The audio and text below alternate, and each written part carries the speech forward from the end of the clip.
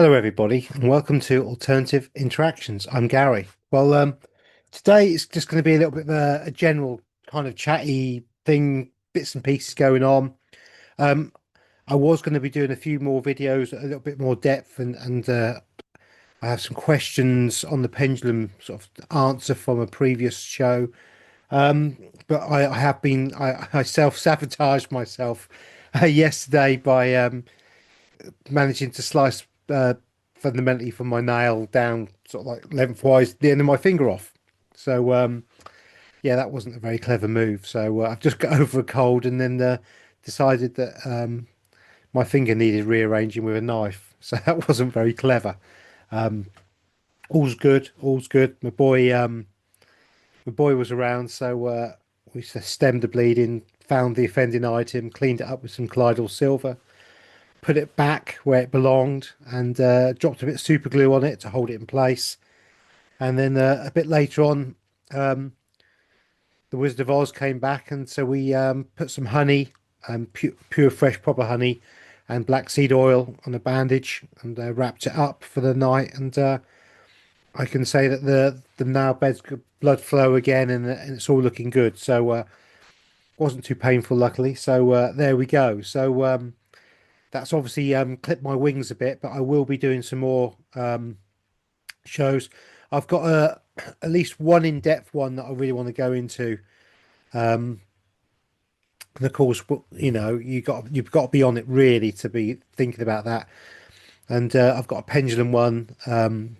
Again, when I'm ready in the higher self, it's all the balance has come back. I shall be doing that because there's some really good questions that came out from my October reading. One of which was about digital ID in the United States, and there was a clip the other day that I came across.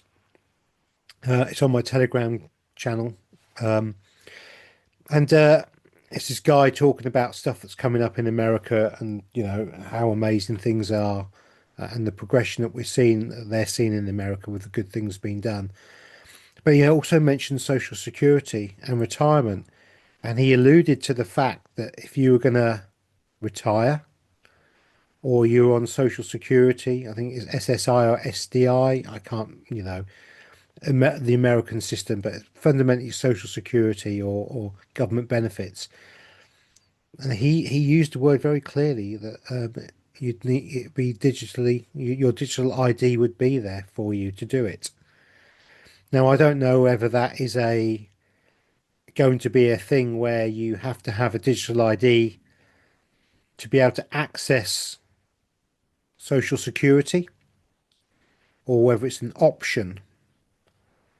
But I did get a yes on the pendulum that America would be trying to, or bringing in digital ID, and of course the back door is always the easiest way to do it. So just thought I'd mention that because it's quite interesting. It's something that's come up um, fairly recently from my pendulum, reading. And do I think it's going to be a runner, and do I think it's going to be a thing? No, no, I don't. Just like in the UK, I know, other countries do have digital ID at the moment, but it hasn't necessarily been used for nefarious purposes just yet. Because if you clamp down and screw that one country or two countries that have digital ID, and the stories come out about how terrible it really is or could be, then every other nation people are going to say no, jog on. So, you don't go 0 to 100 straight away.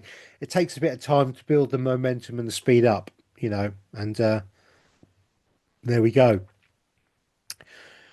But obviously, those the dumb elites are looking at pushing digital IDs, and again, I have no worries or concerns because I don't see it coming over the board.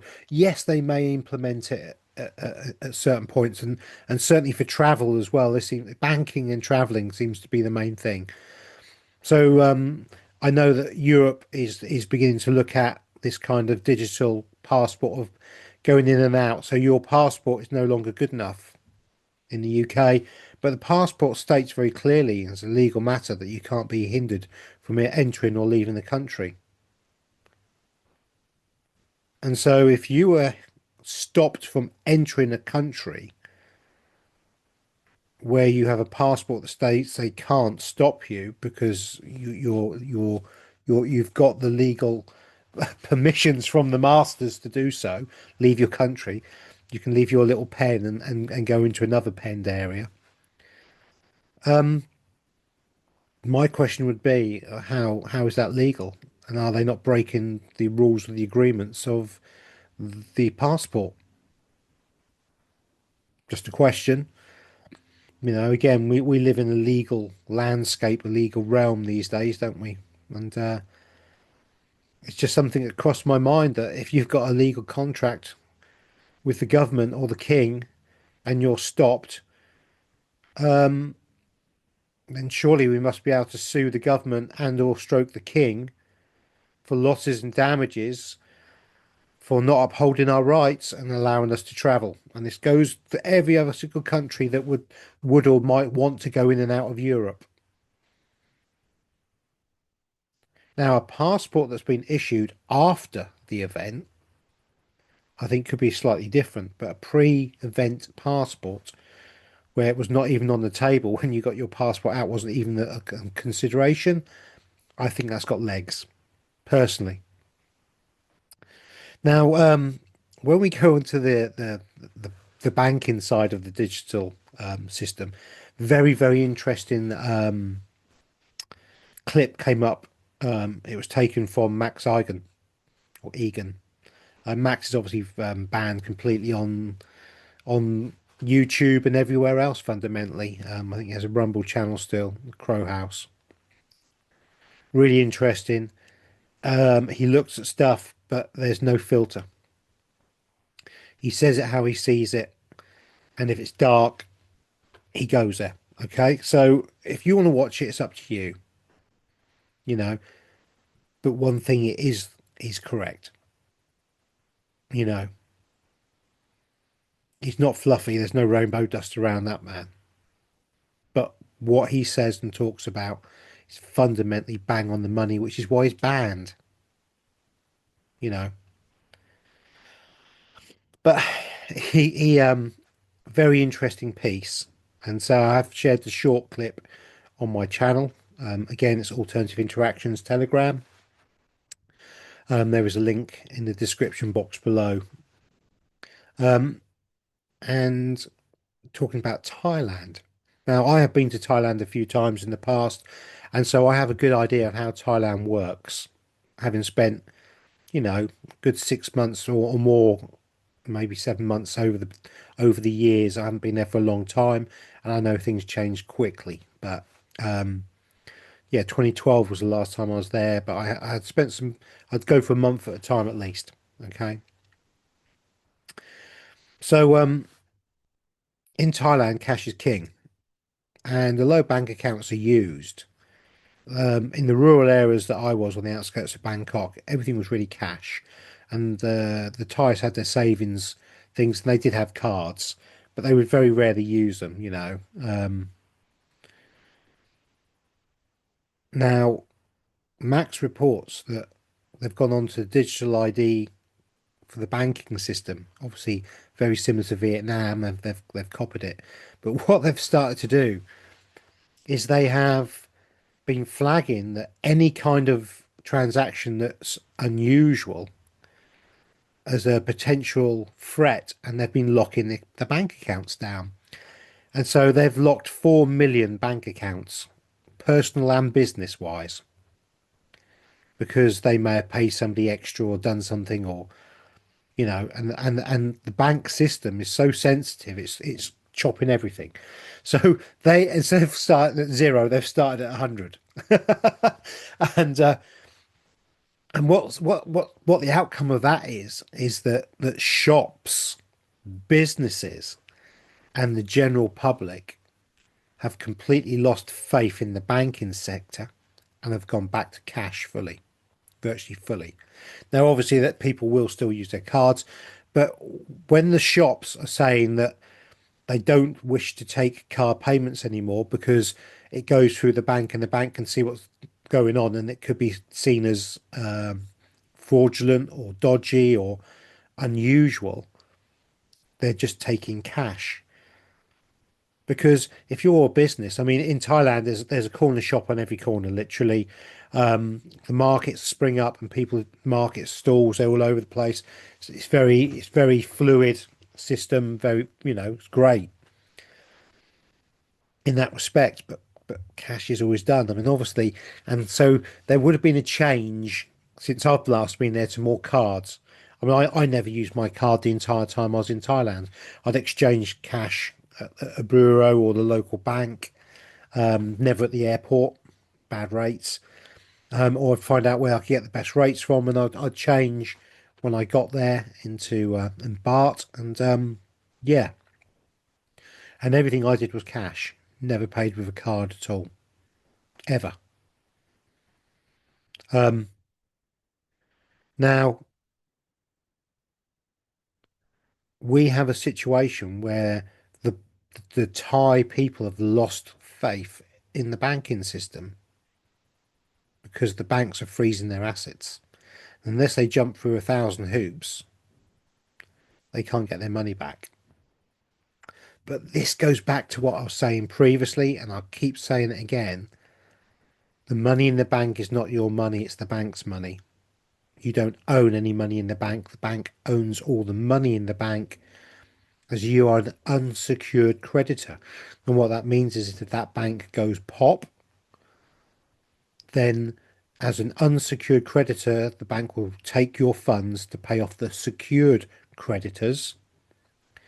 And eventually, if you're lucky, you will be issued bonds from that particular bank to the value of the funds that you had in that account.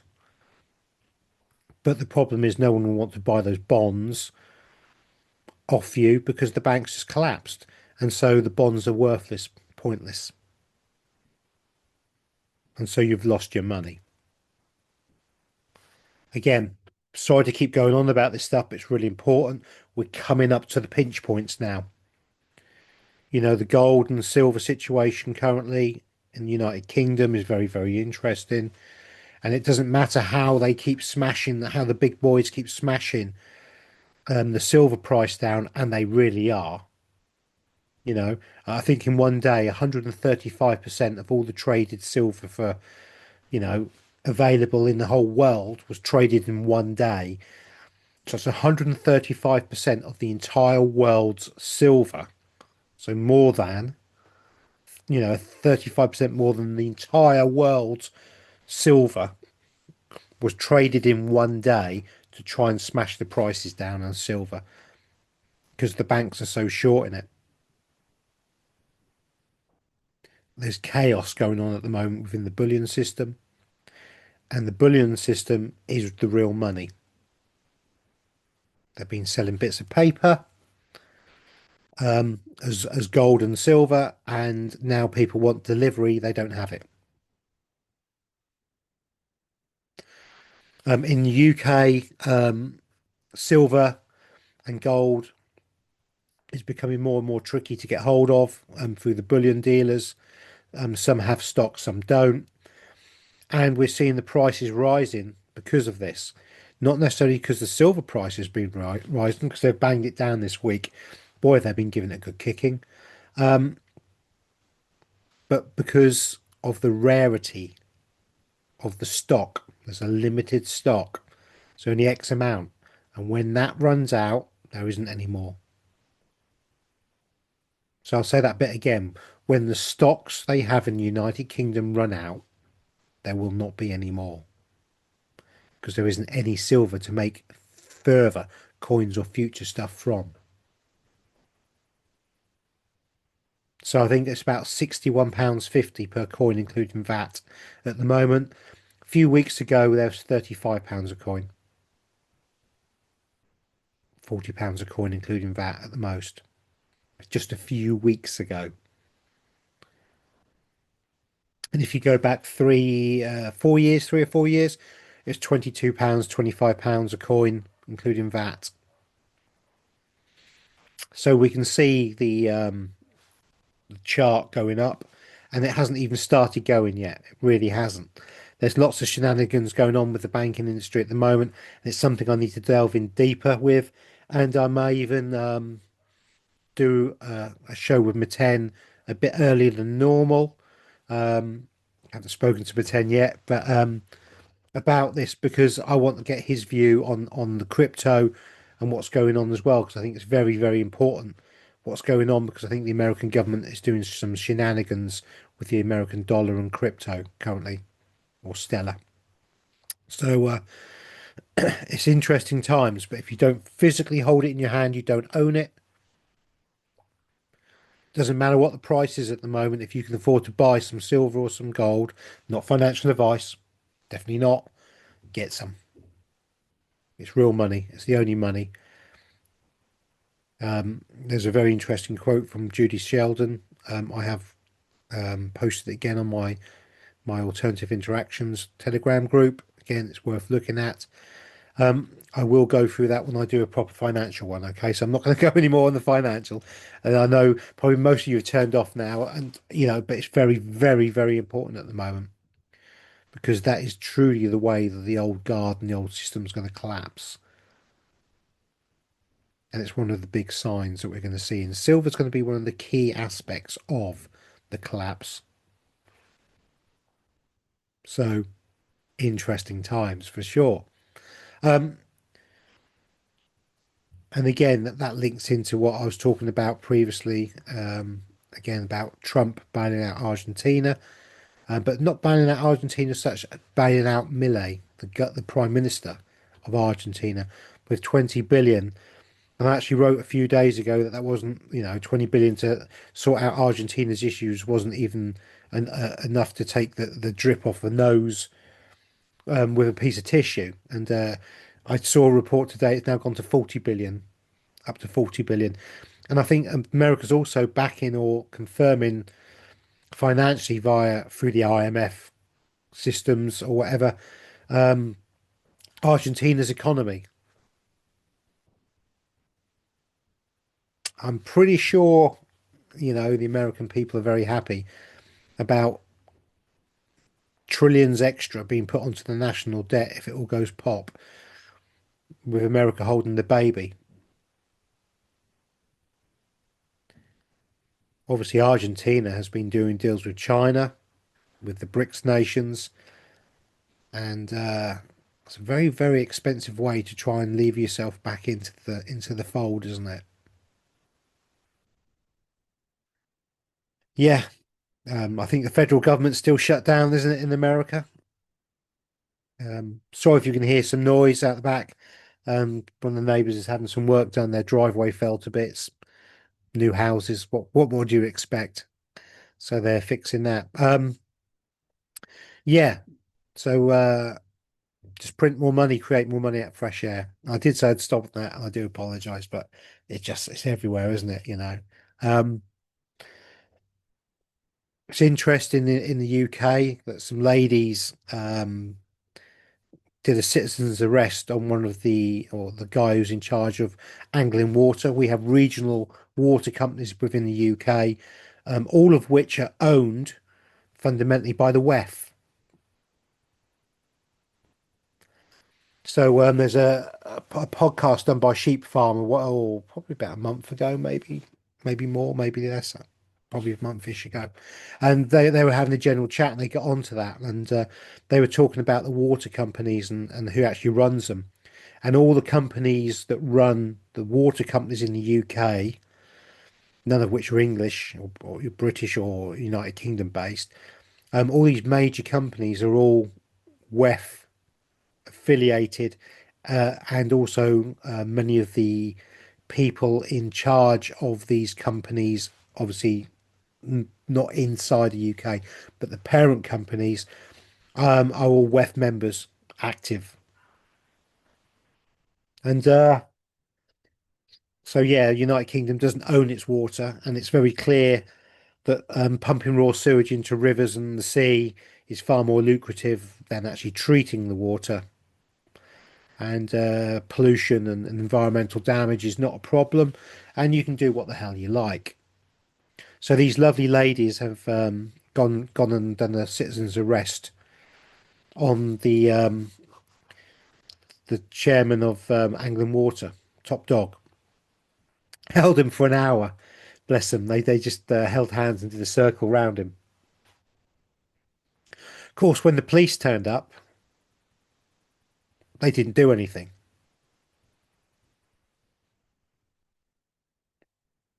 I guess it's quite legal and it's okay in this country to poison water courses, pollute, and do what the hell you want. Because remember, there is in this wonderful story world that we live in, and there is no recourse to these people, is there? Why would the police do anything against a WEF-owned company? And there we go. Now, I am fully aware that what I'm talking about, all these situations, and actually, I'm going to go. I wasn't going to go down on this one, but I am. I'm going to touch on this one because this is controversial. Okay, and I've been very clear on my views part privately, but I will do this publicly now. Um, there's a gentleman called TR who's been involved in many things. The Truth for Movement and the raising of issues, which is valid and prominent about grooming gangs in the United Kingdom. But the fact that the police and the social services are all involved in it means that you're never going to get anywhere anyway. Particularly, same old story, isn't it? But TR has dual aspects to him, particularly who he's funded by, and the old business that he ran was connected to a certain country beginning with I. Well, TR has gone to court just now to face whatever charges. I don't care, I'm not interested. But the judge has granted him leave. He's postponed the court for 3 weeks so that TR can travel back to Israel to have a powwow with his masters. There you go. I went there. I said it, didn't I? Hmm. I've never ever heard of a judge postponing a court proceedings for 3 weeks to let somebody go on their holidays. Ever. So when I'm talking about the justice system being controlled by a certain group, judges being controlled by a certain group, and certain key actors in the truther movement being controlled by a certain group, I think this encapsulates it all in one beautiful little package.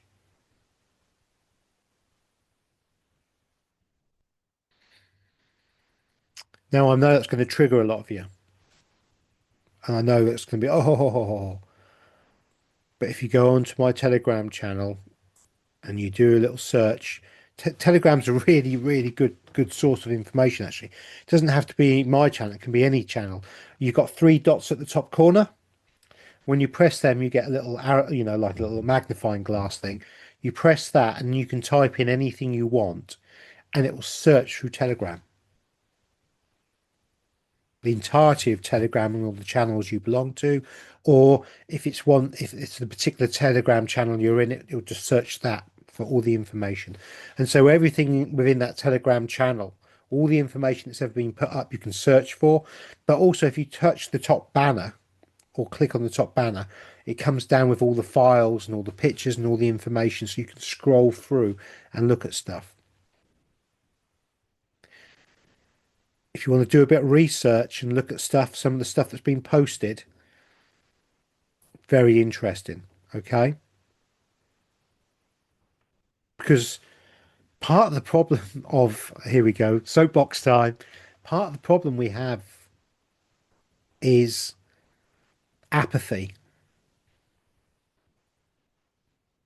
or not doing your due diligence, discernment. Okay. Discernment. It's important that we discern stuff. Now, I've got to the position that I say this all the time. You're going to hear it again. Observe, do not absorb. Okay. So I don't really care about TR in any way, shape, or form. The observation of the research I've been doing and the fact that certain things have come up and come into my field of vision means that, okay, it's come up. I'll be doing some more research and it'll come up from a different angle and a different angle. And there'll be some more information come up. And because I'm observing and not, I'm not absorbing there's no attachment, again, Donald Trump, I don't care. I'm sat on the fence. The Jewish leader, Bibi, whatever his name is, Netanyahu, I don't care. I'm sat on the fence. I'm observing what they're doing so that I can express in a non or as close to a non-partisan way what I see. And it takes a lot of effort to get to that stage. But I express what I see. But when I'm talking about the banking stuff, you're not owning your money in that. That's actually a fact.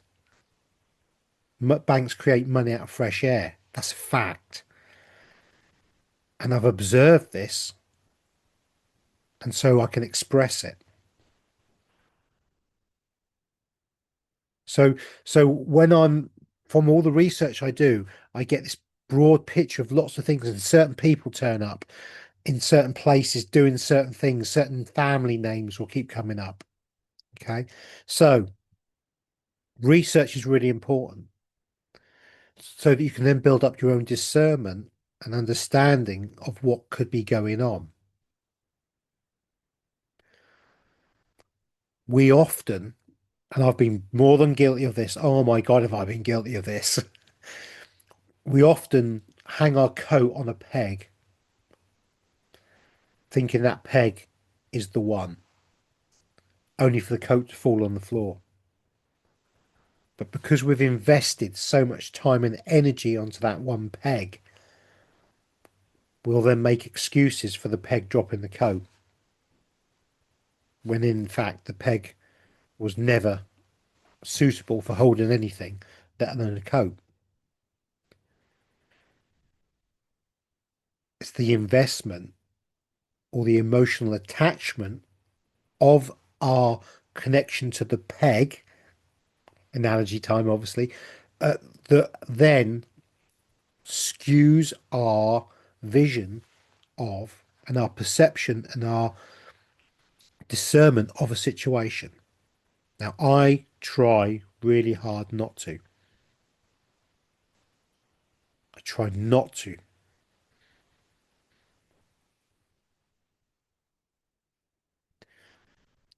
And with that comes a freedom.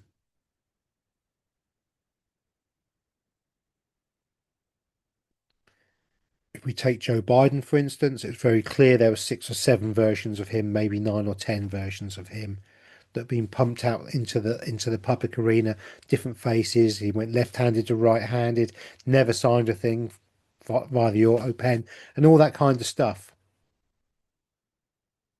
When we look at it in a discerning way and we step back unemotionally, you know,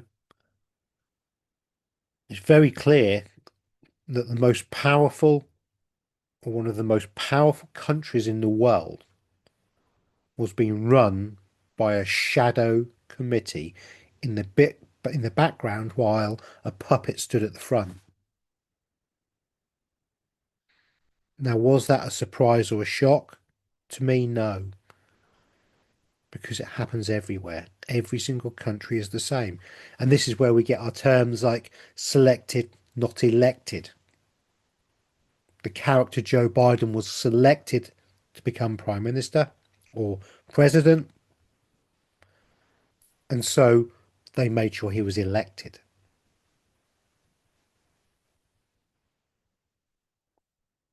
So when we look at this kind of thing, I don't want to trigger, but this is part of letting go of the layers of the control of the MK Ultra mind control that we've all been under all our lives. And it's a case of stepping back and letting these things go. And just because the coat's fallen on the floor, should you pick the coat up and try and put it on another peg? No.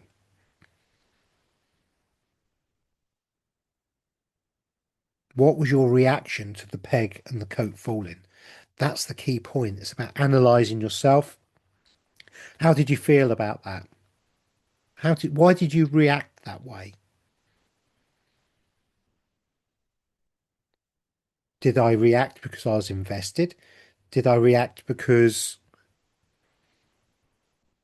I wasn't invested?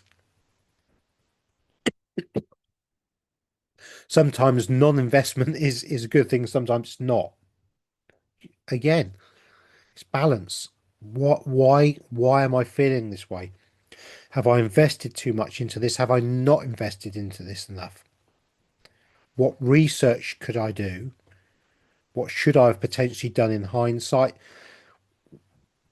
What did I see coming up? Why did I feel? Did I ignore my own feelings? Remember, the strongest divination that we have in this realm is our trinity within us, the head, the heart, and the gut. And so following that is always really key, I feel. How did you feel about it? What was your gut instinct? Was it proven right? Was it proven wrong? Did you ignore your gut or did you go with it? You know, and this is all part of the self work that I go on all the time. I look at something, and of course, yeah, I'll have a reaction to something, and I think, well, why did I react to it that way? What's going on? Is it a truth? Isn't it a truth? Is this an example of something? Is this not an example of something? And oh my God, I know it's sounding complicated now, but it's really not. And I'm blessed that the audience, you, the beautiful Femi, ladies and gents who watch me, are some of the most switched on, well informed anywhere in this realm. And I mean that because you get it, or you're prepared to look at something, or you'll think about it. And that's key to self empowerment and moving on forward. Again, I'll go on to this again. Okay. We're in a really, really good place. What I'm talking about is the movie, a bad actor, actors, the Truman Show, The Matrix. They're all films fundamentally. Whichever way you want to look at something. Inception, it was a film. And we're in a film now. We're in a kind of a reality that we have the ability to change. And we are. And it is changing. But as that change happens, the bad actors start to really have to work hard. And the cracks start appearing. And we can see that very clearly at times.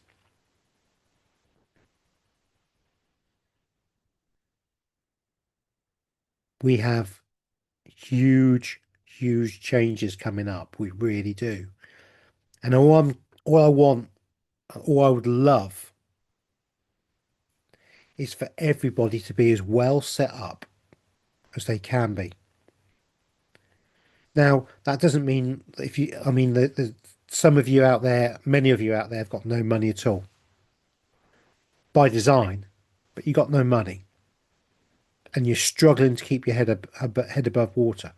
I get that. I understand that fully.